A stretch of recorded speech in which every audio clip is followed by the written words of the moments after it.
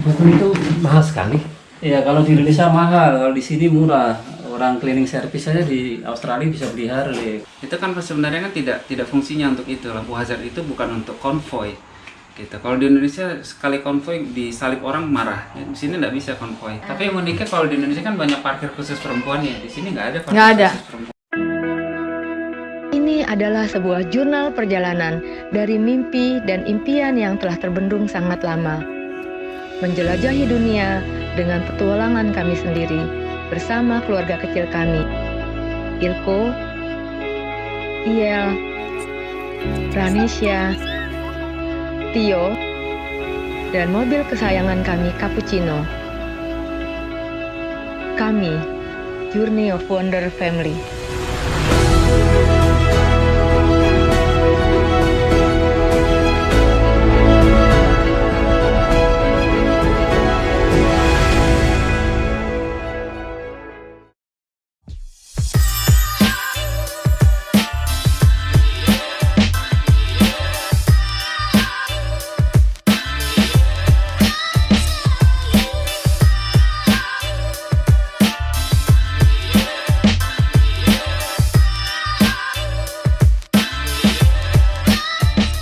Joko, boleh saya tanya gitu ceritanya bagaimana Mas Joko bisa sampai di Australia? Waktu itu ada bos dari Australia, owner yang punya perusahaan tuh nyari tenaga kerja ke Indonesia. Jadi kita tesnya di Kuala Lumpur waktu itu, karena di Indonesia itu susah kalau mau tes, karena kita tidak melewati Dipnaker. Oh, ini tuh mengapa dia cari tenaga kerja di Indonesia ya? Memang kualifikasinya bagus? Atau? Iya, kualifikasinya bagus. Kedua kita kan kontrak 3 tahun, jadi proyek itu nggak mau terbengkalai. Kalau orang sini kan istilahnya kerja 2 minggu nggak suka pindah gitu kan. Kalau kita terikat 3 tahun, jadi mau tak mau proyek itu berjalan 3 tahun lah, dengan pasti dan dengan tenaga kerja yang pasti gitu. Dan sertifikat kita pun sertifikat migas itu standar Amerika sama standar Inggris gitu. Oh, berarti migas itu untuk welding? Iya, untuk welding, untuk semua yang bergerak di bidang pengelasan, terus inspeksi itu. Kalau Indonesia sertifikasinya dari migas, dari QC-nya, NDT-nya, dari weldingnya, dari inspekturnya itu dari migas. Nah, dari migas itu kita ada referen dari Amerika standar sama Swisswip atau Inggris standar. Oh, berarti standarnya minimal sama dengan Australia ya? Iya, iya. Karena sebetulnya Australia punya standar sendiri sih. Australia sama New Zealand tuh punya standar sendiri. Australia standar sama New Zealand standar. Cuma kalau yang proyek-proyek Amerika tuh kadang-kadang Amerika mau yang punya sertifikat Amerika standar. Oh, begitu. Cuma dulu gampang, kita nggak ada tes IELTS kan. Setelah itu kita mau bawa kawan-kawan dari Indonesia itu kendalanya bahasa Inggris, karena di Indonesia itu kan orang nggak biasa dengan Inggris kan. Jadi setelah tes prakteknya ada menang, tes interviewnya kalah. Jadi kita terkendala dengan bahasa akhirnya. Jadi adik-adik kita, saudara-saudara kita yang di Indonesia yang sertifikatnya banyak, akhirnya nggak bisa masuk Australia. Harus ikut kursus dulu ya? Tapi kursus itu lama, untuk dapat IELTS 6 itu kan susah kan. Apalagi pekerja kasar, mau dapat 5 ya aduh. Ya. Kalau itu penyesuaian di Australia gimana ya kan saat pertama masuk? Kita kan kalau bahasa teknik itu kita ada ada biasa kan, di sana kan sama kan. Cuma ya kita penyelesaiannya itu yang dikasih kayak buku manual gitu kan. Kalau kerja kita langsung menyesuaikan karena kerjanya itu sama dengan di Indonesia. Sistemnya, ordernya itu sama kan. Proses weldingnya sama. Oh, yang penting ada yang bisa jelasin apa yang harus dilakukan, yang lain sudah standar semua. Iya, standar. Kalau menyelesaikan dengan hidup di Australia gimana? Ya, pertama itu kita dulu kesusahan itu mau cari komunitas, terus mencari yang halal itu kan nggak tahu dulu kan. Cuma kita itu karena kita Muslim, langsung ke masjid itu kan ketemu kawan-kawan Muslim yang dari Pakistan, Bangladesh. Kita dulu nggak pernah kenal ada ISB, MCQ nggak kenal. Jadi kita sama orang-orang Pakistan. Jadi dikenalkan dia, oh mana tempat-tempat halal, terus cari makanan yang halal dikenalkan sama dia. Oh, berarti orang Pakistan di sini juga banyak. Banyak Pakistan, Bangladesh, India. Kalau Iran, Iran tuh banyak di perkebunan, kita nggak kenal. Kalau di teknik istilahnya industri jarang dia, karena kan mereka datang sini bukan skill di bidang industri. Beda kan. Kalau kita kan datang sini dengan skill industri. ya sudah punya sertifikasi Ya, segala ya. panisasi, kita udah paham, konstruksi baja gitu kan. Tapi kok ini motornya bagus banget ya? Ya, Ini motor itu mahal sekali. ya kalau di Indonesia mahal, kalau di sini murah. Orang cleaning service saja di Australia bisa beli Harley. Kalau di Indonesia tuh harus pejabat beli Harley. Klinik sales aja. Kalau nggak pejabat, pengusaha baru bisa beli Harley, karena harganya kan kalau yang roda 3 ini kalau di Indonesia kan di atas 1 M kan. Kalau di sini 15.000 udah dapat. 15.000 berarti 150 juta. Iya. Wah. Berarti beli ke sini beli Harley keliling 2 bulan sudah mantap ya. Iya. Iya. Dosen ganti. Kalau mobil juga lebih murah. Kalau dari barunya itu agak sedikit imbang. Cuma kalau udah second di sini harganya tuh langsung drop gitu. Terus di sini kan nggak ada kayak di Indonesia, kalau rusak diperbaiki, ganti di klepnya. Sini kalau mesin problem langsung dibuang, ganti mesin baru. Oh, mengapa gitu? Karena di sini kan ada sistem kalau motor gini ya, sempat kecelakaan itu di red off, jadi nggak boleh jalan raya. Itu langsung disekrap. Sepeda motornya.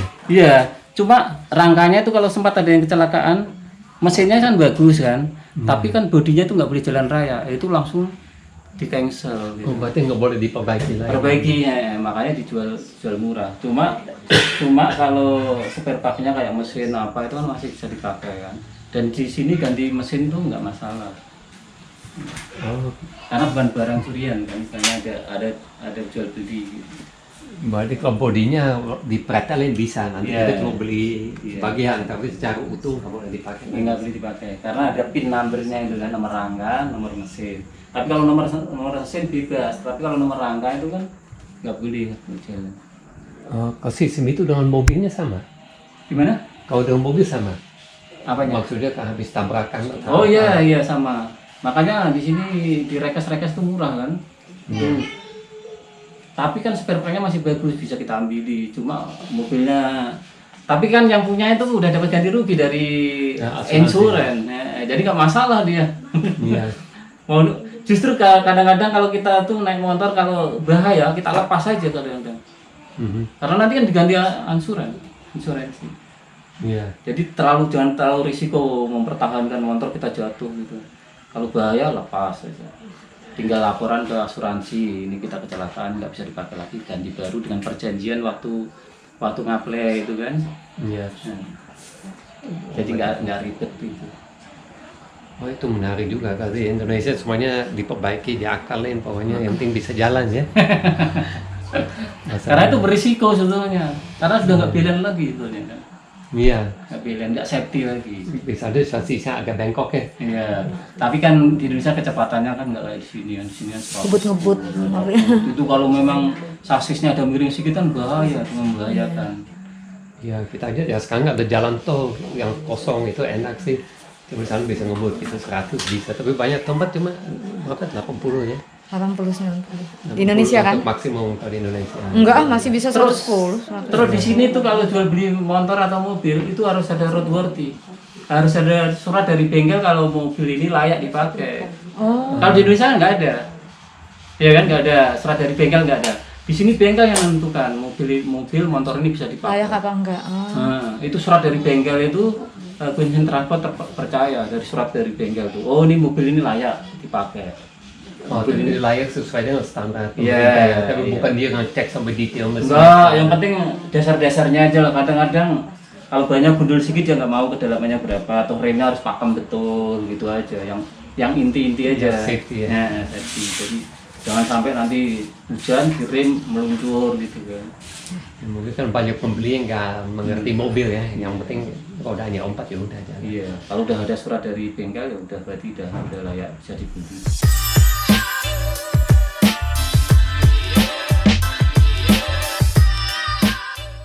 Mas Febi, bagaimana bisa sampai di Australia dan bagaimana penyesuaian ya? Karena budaya jauh beda ya dengan Indonesia. Ya, pertama kali saya datang ke Australia sebagai mahasiswa, dan memang kalau saya lihat Australia itu secara apa namanya yang paling berbeda dengan negara kita sebenarnya adalah masalah kedisiplinan. Jadi kalau dilihat secara keindahan alam dan sebagainya, sebenarnya Indonesia itu tidak kalah indah, tidak kalah apa, kita punya semuanya lah, laut, pantai, ya, gunung dan sebagainya, hutan yang indah segala macam semuanya ada. Cuman yang paling sedikit berbeda ya, kalau menurut saya itu juga harus menjadi pembelajaran bagi kita teman-teman di Indonesia, adalah masalah disiplin tadi. Jadi peraturan itu dibuat itu adalah untuk menjaga agar pertama lingkungan itu tetap lestari, sehingga manusia itu bisa menikmati, tapi juga tetap harus menjaga, sehingga akhirnya kan kalau misalkan lingkungan itu tetap indah, kan manusia itu sendiri yang juga akan mendapatkan manfaat. Jadi itu yang pertama kali mungkin teman-teman Indonesia harus bisa ketika keluar negeri, khususnya di Australia, itu yang pertama kali harus diadaptasi ya, masalah misalkan bagaimana kita mengemudi, bagaimana kita parkir, bagaimana kita mengantri dan sebagainya itu. Tapi lambat laun kalau orang Indonesia ke sini, karena masyarakat semuanya seperti itu, akhirnya jadi tidak susah gitu, karena lingkungan memaksa kita semuanya untuk biar kita rapi, disiplin dan sebagainya. Nggak langsung ketahuan perbedaannya ya. Iya. Saya malah bingung itu kalau kita lihat kayak misalnya kita camping, tiba-tiba ada tolong amplop dengan uang untuk biaya camping dimasukin ke kotak. Kalau di Indonesia mungkin 50% nggak akan masukin ke kotak kan. Di sini orang percaya aja bahwa orang camping dia bayar, walaupun nggak ada pengontrolan ya. Ya itu makanya sebenarnya kan kita bisa ya, harusnya Indonesia dengan budaya kita ya, budaya Nusantara itu kan sebenarnya kita harusnya jujur, saling tolong menolong, gotong royong itu kan sebenarnya budaya kita, jadi kita tidak susah gitu. Dan sebenarnya mental yang seperti itu yang harus kita coba tetap kita jaga. Seperti kita baru off-road misalkan ya, di situ di Fraser Island itu kan semuanya harus sampah dibawa pulang ya, atau dibawa ke main island kita di Australia, dan akhirnya dibuang di industrial bin. Nah kalau kita lihat kan memang bersih sekali gitu, sama sekali tidak ada sampah yang berserakan. Nah itu yang susah gitu, yang harus kita jaga, bagaimana mental kita dijaga agar benar-benar bahwa ketika sampah itu kita buang sembarangan, itu nanti kan binatang akan jadi akhirnya makan makanan kita yang sampah itu ya, dan akhirnya dia akan tergantung dengan kita, dan akhirnya menjadi lebih cepat punah gitu. Jadi itu sih sebenarnya yang saya pikir perlu kita coba rubah ya, mental masyarakat Indonesia. Jadi dengan keluar negeri itu biasanya kita jadi banyak belajar. Tapi untuk Mas Febi untuk menyesuaikan sulit nggak di awal? Sebenarnya jujur agak sulit ya pertama kali ya, tapi akhirnya dengan keseharian kita di sini, akhirnya kita belajar, dan akhirnya itu menjadi melekat di dalam kebiasaan kita, sehingga akhirnya kalau ke Indonesia itu yang harus kita jaga terus, karena jangan-jangan nanti pas ke Indonesia jadi berubah lagi gitu, nanti kesini lagi jadi berubah lagi. Jadi mungkin perubahan itu yang moga-moga bisa kita bawa juga nanti kalau ke Indonesia. Oke. Ada contoh lain nggak selain alam? Misalnya kan sini saya lihat itu di lalu lintas orang memang pernah sangat taat ya. Iya. Nah, itu kita kecepatan di jalan tol misalnya maksimum 110. Kita aja 100 akan ditenteng karena mereka merasa kita nggak cukup cepat ya. Iya. Jadi kalau jalur kecepatan misalkan 100, 110, 60, 80 itu benar-benar harus kecepatan itu. Jadi bahkan tentu lebih tidak boleh ya, lebih kita dapat tilang dan seterusnya. Saya juga pernah dapat tilang karena melebihi kecepatan. Waktu saya pertama kali tes surat izin mengemudi SIM itu juga gagal karena ternyata beberapa kali dicek itu saya di bawah speed. Jadi saya ternyata misalkan 60 saya coba 50 karena saya pikir biar nggak lewat gitu ya. Tapi ternyata justru malah karena sering di bawah kecepatan itu akhirnya menjadi catatan yang membuat saya tidak lulus gitu. Jadi ya memang harus kalau 60 gitu, karena kalau nggak kan akan block the traffic. Berarti malah berbahaya ya. Saya ingat kalau berbahaya. di Jakarta kan di jalan tol ada orang yang cuma 40, 50 santai di. Pernah. Dan sering malah di tengah. Di tengah ya, akhirnya orang blocking. yang malah nyalip kiri. Apalagi Karena kalau malah konvoy kan, berbahaya. di sini makanya nggak bisa konvoy misalkan 10 mobil, 7 mobil. Kalau di Indonesia konvoy pasang lampu hazard, itu kan sebenarnya kan tidak fungsinya untuk itu. Lampu hazard itu bukan untuk konvoy, gitu. Kalau di Indonesia sekali konvoy disalip orang marah. Di sini nggak bisa konvoy yang sampai banyak mobil seperti itu, ya. Karena kan mengganggu perjalanan orang yang lain. Tapi semuanya sesuai kecepatan sama juga nggak akan nyalip ya. Nggak akan nyalip. Dan Ya. tidak akan motong di tengah. Misalnya walaupun jaraknya 50 meter, jarak aman, Ya. nggak dia masuk di tengah ya. Ya, jadi kalau di sini selain peraturan juga ada courtesy. Jadi kita harus menghormati sesama pengguna jalan. Jadi tidak boleh agresif dan sebagainya. Jadi itu tidak bukan tilang ya, tapi lebih kepada bagaimana kita menghormati pengendara yang lain. Sehingga akhirnya intinya kalau di sini itu bukan jadi drive so other people can save. Jadi sebenarnya kita menyetir bukan karena buat kita selamat, tapi juga buat orang lain juga selamat. Gitu. Karena bisa jadi kita nabrak orang lain dan sebagainya kan orang lain yang tidak selamat gitu. Jadi kalau kayak tadi masalah courtesy tadi ya, misalkan kalau kita mau ambil jalur sebelah kanan atau sebelah kiri kan kita pakai sampusen. Itu orang yang di sebelah kanan kita harus memberikan jalan kepada kita. Kita juga dengan Kita mau pindah jalur misalnya. kita mau pindah jalur. Itu juga dengan kalau misalkan di sebelah kanan kita orang mau mengambil jalur ke sebelah kiri. Kita harus pelan atau kita sekalian kita cepat biar dia bisa masuk. Itu namanya courtesy. Bukan Jadi, kita pokoknya kita nutup karena kita ya merasa kadang-kadang terganggu kalau ya. mohon maaf misalkan di negara kita ya, moga-moga ini semoga kita belajar ya. Kalau orang ngasih lampu sen malah kita jadi nggak dikasih jalan. Makanya kalau kalau ada jarak masuk, kalau ada jarak masuk itu yang kalau bisa Dengan kalau juga bisa kita berubah gitu. di runabout ya. Di runabout kan Runabout ya, kalau runabout di sini kan jelas harus dari yang sebelah kanan harus didahulukan. duluan. Ya. Kalau di Indonesia kan ya kita duluan aja maju. Saya ingat ini lucu tuh, saya bola angkat ya. Di Bali mereka buat roundabout di depan airport karena selalu macet. Iya. Masalahnya orang ganti ajarin bagaimana menggunakannya. Berarti semuanya masuk langsung macet lagi. Setelah 2 tahun pemerintah menyerah, mereka buat terowongan di bawahnya. Oh, Karena mengajar terlalu susah. iya iya. Iya. Tapi nggak ada yang mikir tentang ini harus yang ajarin sistemnya. Itu kayaknya kamu terlalu Itu malah lucu. Kalau di sini sistemnya sudah jalan, orang sudah tahu gitu. Tapi Iya, kalau iya. kita kasih sistem yang baru, Iya. tapi nggak dikasih tahu caranya gitu, jadi joke ya. Tapi bagaimana orang bisa diajarin? Kan pasti untuk ambil SIM-nya lebih sulit ya dibanding di Indonesia. Iya, di sini ada tes tertulis, pertama tes tertulis, terus ketika sudah les tertulis baru kita les praktik ya, praktik. Dan itu nanti ada petugasnya duduk di sebelah kiri kita dan dia akan membawa catatan dan dari mulai menyalakan mobil aja kita dilihat apakah sesuai dengan apa yang diharapkan gitu. Misalkan kadang-kadang ada orang yang baru nyala terus langsung gas tapi lupa sebenarnya rem tangan belum dilepas gitu. Itu juga sudah jadi catatan gitu. Terus nanti dia bisa nanya gimana kalau misalkan ada fog di windscreen gitu, apa yang kamu lakukan dan seterusnya. Jadi memang hal-hal praktis yang akan kita hadapi di jalan gitu ya.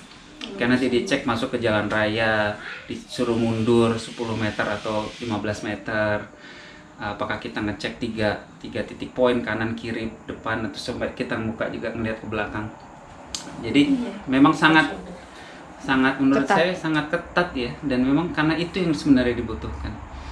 Jadi kalau ngambil kanan itu kadang-kadang kan ada blind spot ya, walaupun mobil-mobil canggih sekarang ada sensor dan sebagainya, tapi tetap kalau di sini peraturan kepala kita harus melewati bahu, jadi memastikan tidak ada mobil di samping kita gitu. dengan ada L dengan P itu di mobil itu namanya apa ya?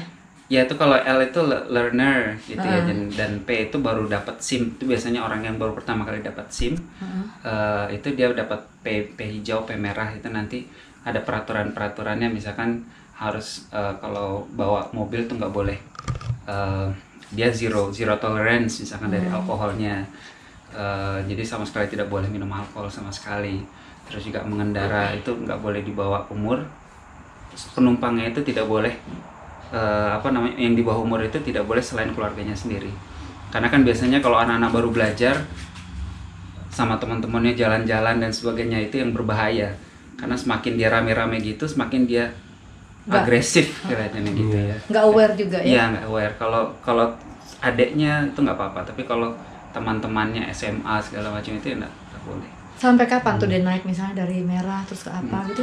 Itu dia harus ngisi logbook ya, kalau nggak salah ya, ada ngisi logbook. Jadi si bapaknya atau siapapun yang memang sudah dapat open license itu dapat 100 jam ya. Nanti di buku itu dia harus tulis. Jadi dia harus mengendara siang hari berapa jam, mengendara malam hari ya. Sebenarnya itu nanti ada catatannya, dan itu dicek nanti sama Queensland Transport. Jadi keluarga pun akhirnya berperan juga. Ini nggak semuanya diserahkan ke pemerintah, karena kan nggak mungkin pemerintah suruh ngecek logbook ya. Jadi sehingga memang harus keluarga terdekatnya, misalkan orang tuanya atau kakaknya yang sudah punya open license, yang bantu untuk ngisi logbook. Jadi dicek betul. Tapi kalau misalnya 100 jam itu menjadi 1 tahun tuh gimana?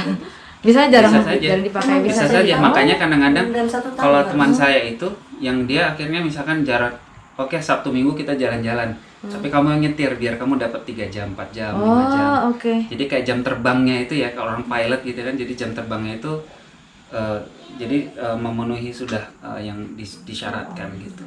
Tapi berarti pemerintah sangat percaya bahwa itu memang diisi dan benar ya? Iya, dan mungkin mereka punya random check ya, dan juga ada online-nya ya. Ya sudah ada online, mungkin aplikasi semacam tapi cara aplikasi ya. ngeceknya gimana ya? Mungkin semacam aplikasi gitu ya, dan mungkin mereka random check juga ya. Mungkin saya pikir ya. Secara apa namanya? Tapi pertama ya, integritas itu sangat diutamakan ya. Walaupun mungkin mereka juga punya sistem bagaimana caranya untuk ngecek agar tidak berbohong dan sebagainya. Karena kan SIM itu bukan masalah bisa pindah tempat dari satu tempat ke tempat yang lain, tapi yang penting adalah bisa berpindah dengan selamat dan tidak membahayakan orang lain, dan itu yang sebenarnya diupayakan saya rasa di sini. Gitu. Jadi ya berproses gitu. Tapi kalau kita misalkan punya SIM open license dari Indonesia, itu dari sini bisa dikonversikan langsung, tapi kita harus ngetes dulu. Jadi bukan mulai dari P atau L lagi gitu. Iya. Gitu. Ya kan kita mungkin teorinya agak lemah ya. Iya. Terus ada beberapa rambu lalu lintas Rambu yang lalu berbeda, lintas, ya, yang rambu beda, plus kayak bundaran gitu yang di sana tidak ada, atau mungkin aturan yang beda ya. Iya, mungkin kan segi 6 itu ya buat stop. Itu kalau stop itu ada garis lurus, itu kita harus stop selama 3 detik. Jadi 1, 2, 3 itu kita stop, nggak boleh sambil pelan tapi ban tetap jalan. Itu kalau ada polisi di belakang langsung ditilang. Anaknya nyetir gantian gitu kan, langsung dari belakang ditempel lagi, kan dia magnet aja kan. Iya. Bukan stiker dia, jadi bisa dibuka copot. Karena tulisan L dan kalau open PKD. license bawa ada tulisan L juga nggak boleh. Jadi open license harus dicopot. Gitu. Iya. Ini karena kalau ya Untuk bohongi orang pula nanti kan pakai ya, orang. Jadi tadi kalau L itu dia bisa punya privilege lah, jalannya lebih Ya, didahulukan. orang jadi tahu bahwa maklum kok ini lagi Maklum. belajar. Orang gitu. belajar. Jadi nggak agak-agak ngalah yang Ya. lain. Maklum kalau ditabrak. Kalau itu jika tabrak ya, ini asuransi harus bayar. Parkir. Parkir juga harus diperhatikan, parkir. Iya, parkirnya, ya. Untuk parkir. Jam parkir. Ya kan itu ada tulisan 2P, 3P.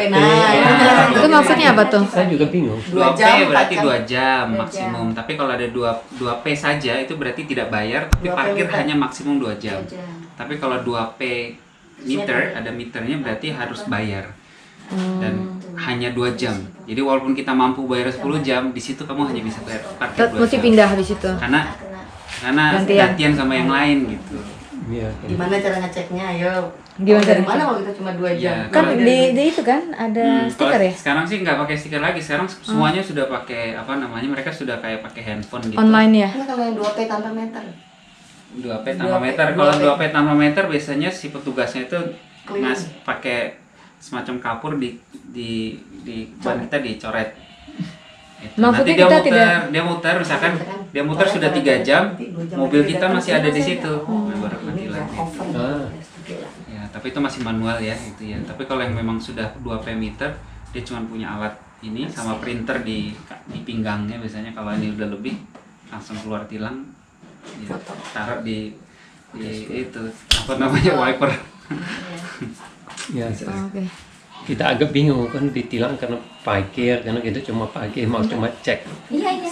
ada pusing buka tangga, akhirnya yang nyusul kita suruh di dalam, kita lagi cek yang nyusul bukan, ayo masuk, lupa kita harus bayar, itu kembali cuma bingung. Iya. Kita mau bayar kemana, plus ini plat kita asing kan, Iya. berarti nggak terdaftar.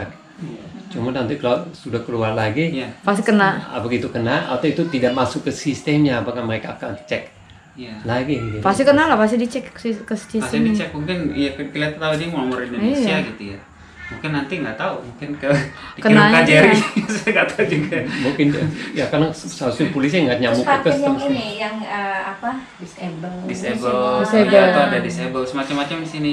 Tapi yang uniknya kalau di Indonesia kan banyak parkir khusus perempuan ya, di sini nggak ada parkir Nggak ada. khusus perempuan. Karena Ada nggak ada. parkir khusus disable sama untuk orang yang bawa anak kecil, Anak rem. kecil. Jadi orang kayak misalkan saya masih punya ada yang pakai car seat gitu ya, itu masih bisa pakai di situ. Karena asumsinya mungkin butuh space yang agak lebih luas. Gitu. Ya, kalau anaknya keluar kita harus lebih hati-hati. Ya, kalau di Indonesia kan parkir khusus perempuan ada ya di mall-mall gitu. Kalau di sini nggak ada gitu. Semuanya ya harus kalau mau equal ya equal gitu kan. Sama-sama susah cari parkir. Iya. Ya. Oke. Mantap, kita belajar banyak ya Adik, semakin disiplinnya bisa mengubah sebuah sistemnya. Ya, moga-moga kita bisa belajar kan, semuanya kan kita belajar dari siapapun ya. Jadi yang baik itu bisa kita ambil dan moga-moga bisa negara kita bisa jadi lebih baik. Amin. Mudah-mudahan. Oke. Sip. Terima kasih Mas. Halo teman-teman, jangan lupa subscribe dan like video ini. Nonton video yang lain juga ya. Terima kasih.